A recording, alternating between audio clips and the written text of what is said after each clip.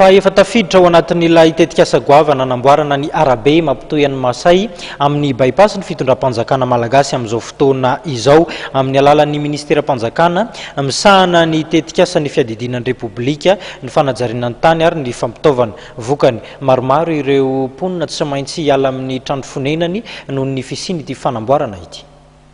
Ireo kadesta zany mariniko foana fa aveo mivoaka aveo amin'ny Mare Masay eo dia mamonjy ery amin'le ataontsika hoe bypass. Zay mantsy hatramin'ny voalohany zay le projet io fa natsanitsika zany izy noho ny antony maro samihafa tsy hiverenana.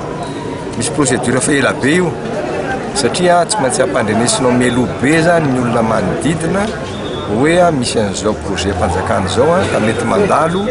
eto amin'ny tokotaninao na ny tranonao na misy toerana ary ny tena atao moa zany dia mba hoe tsy zay akely indrindra ny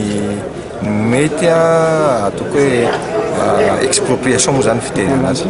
Efa manomana vola zany fanjakana amin'izay expropriation zay satria raha tranon'olo ara-dalàna miorana ara-dalàna dia anatin'ny lalàna mihitsy dia tsy maintsy omenao tsy hoe tambony akory fa amin'ny ialana eo. Tsika koa zany amin'ny fihavanana dia na ireo zay nanorina trano ary